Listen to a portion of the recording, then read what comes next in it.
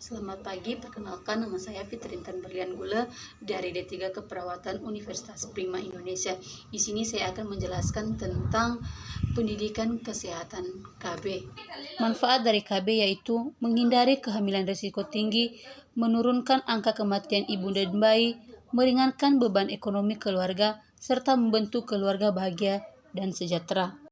Metode kontrasepsi merupakan cara alat obat-obatan yang digunakan untuk mencegah terjadinya kehamilan antara lain yang pertama metode laktasi, kedua kondom, ketiga pil KB, keempat suntik, kelima implan atau susuk, keenam IUD atau spiral, 7 steril.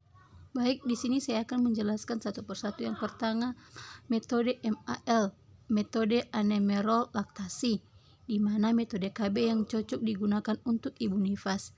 Syaratnya yaitu menyusui bayi secara eksklusif setelah melahirkan atau hanya ASI secara terpenuh, teratur, dan sesering mungkin. Yang kedua, belum haid. Ketiga, efektif hanya sampai 6 bulan. Kedua, kondom. Keuntungannya yaitu efektif bila digunakan dengan cara benar, tidak mengganggu ASI, murah dan mudah didapat, mencegah penyakit menular seksual. Keterbatasannya yaitu efektifnya tidak terlalu tinggi, agak mengganggu hubungan seksual. Bisa terjadi alergi bahan dasar kondom. 3. Pil KB, efektif bila digunakan dengan benar, tidak mengganggu hubungan seksual, harus diminum setiap hari.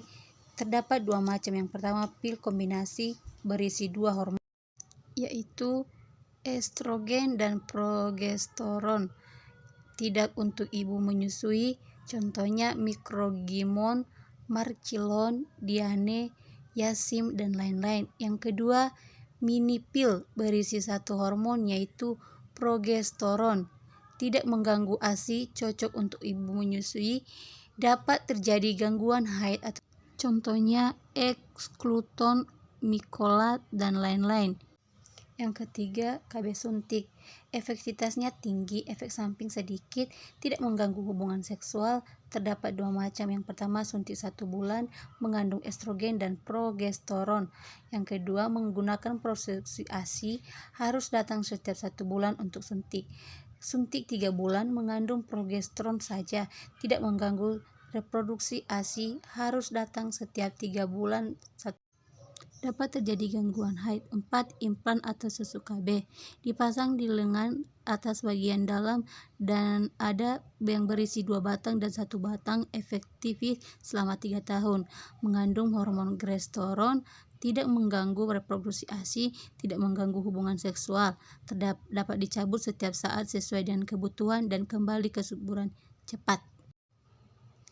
Dapat terjadi perubahan pola haid, dapat terjadi perubahan berat badan. Selanjutnya IU atau intrauterine device atau spiral. Spiral ditanam di dalam rahim untuk mencegah pertemuan sel telur dan sperma.